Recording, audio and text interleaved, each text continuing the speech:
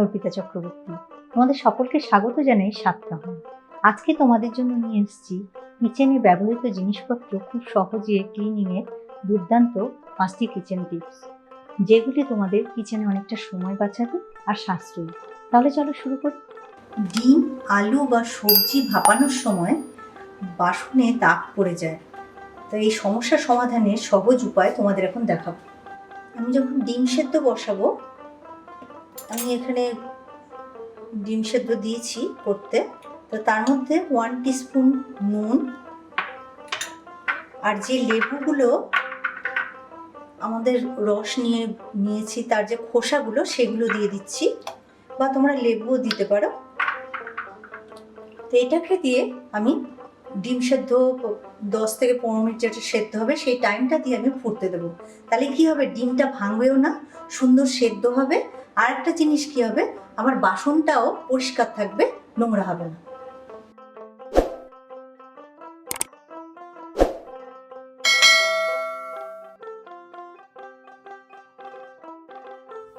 ডিম সেদ্ধ, আলু সেদ্ধ বা সবজি ভাপানো জলটা আমি ফেলে দিই না, সিঙ্ক পাইপ ক্লিনিংয়ে ইউজ করি। 1 টিস্পুন বেকিং সোডা। সবজি, মাছ, মাংস ধোয়া নোংরা, ভাতের ফ্যান বা ভাত পড়ে পাইপের মুখ বন্ধ হয়ে যায়। আর এই লেবু, খাবার সোডা দিয়ে ফুটানো জলটা দিলে এতে হবে কি, যেমন পাইপের মুখটা পরিষ্কার হয়ে যাবে, আর তাছাড়া আরশোলা, পিঁপড়ে বাসা করতে পারবে না বা শ্যাওলা জমতে পারবে না।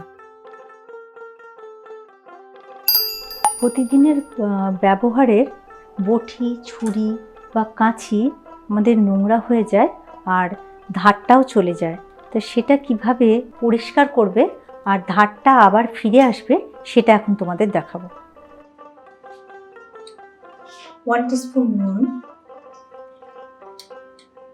1 টিস্পুন বেকিং পাউডার আর লেবুর রস, বা তোমরা ভিনিগার দিয়েও করতে পারো এটা।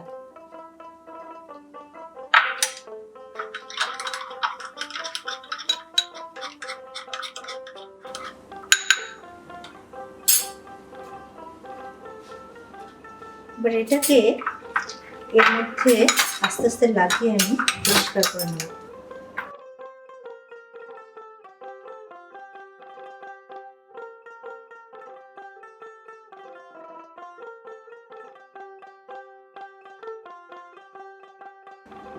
দেখো, বটি আর এই ছুরিটা অনেকটা পরিষ্কার হয়ে গেছে। এবার এটাকে এই পাথরটা দিয়ে ঘষে নেব একটু জল দিয়ে, তাহলে আরও ক্লিন হবে আর ধারটাও চলে আসবে।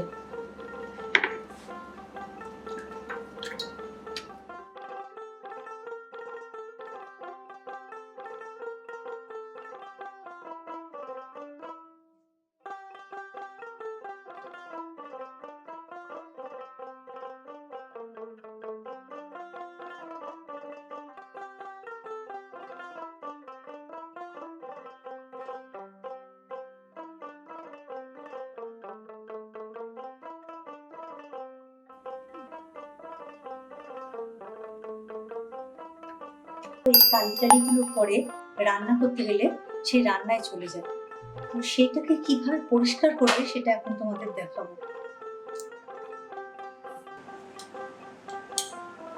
1 টিস্পুন বেকিং সোডা,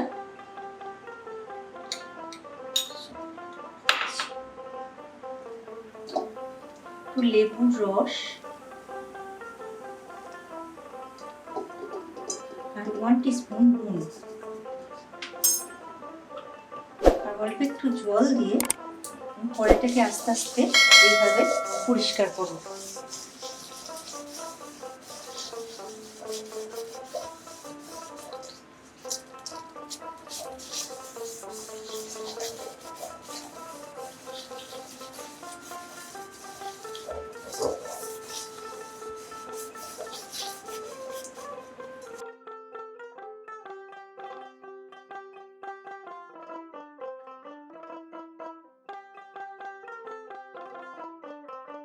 দেখো কড়াইটা কত সুন্দর পরিষ্কার হয়েছে।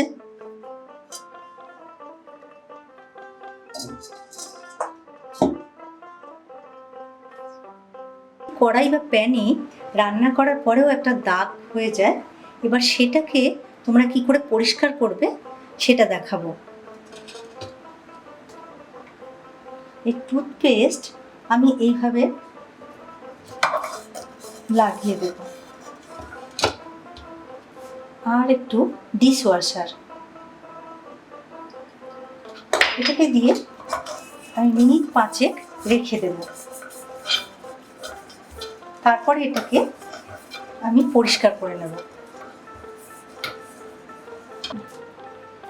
এইভাবে পরিষ্কার করলে হবে কি, কড়াইয়ের যে দাগটা তো চলে যাবে, আর যে ননস্টিক কোটটা সেটা ঠিকঠাক থাকবে, সেটাও অপরিষ্কার হয়ে যাবে না। আমরা বোতল বা হচ্ছে জার ব্রাশ দিয়ে পরিষ্কার করি, কিন্তু ছোট ছোট বোতলগুলো এই যে তলাগুলোকে পরিষ্কার করা যায় না। যতই করি না কেন এইভাবে পরিষ্কার করতে পারবো, কিন্তু তলাগুলোকে পরিষ্কার করা যায় না এই ছোট ছোট বোতলগুলো। তো এইটাকে কিভাবে তলাটাকে ভালোভাবে পরিষ্কার করবে ছোট ছোট বোতল জারে, তো সেটা এখন দেখাবো। গ্যাসে এই ব্রাশটাকে আমি একটু গরম করে নিয়ে আস্তে আস্তে এটাকে বাঁকিয়ে নেব।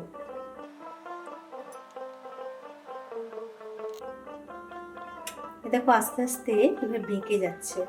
আমি এটাকে কিছুক্ষণ ধরে রাখবো, তাহলে এটা আস্তে আস্তে এরকমভাবে বেঁকে থেকে যাবে, শক্ত হয়ে যাবে। লেগেছে ব্রাশটা, আর কত সুন্দরভাবে এটাকে ক্লিন করা যাচ্ছে।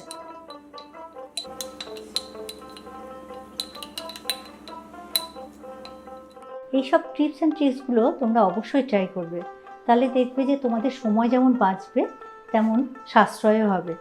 আর এই টিপস অ্যান্ড ট্রিক্সগুলো তোমাদের কেমন লাগলো কমেন্ট বক্সে কমেন্ট করে জানাবে। আর যদি অন্য কোনো দেখতে চাও টিপস অ্যান্ড ট্রিক্স, সেটাও কমেন্ট করে জানাবে।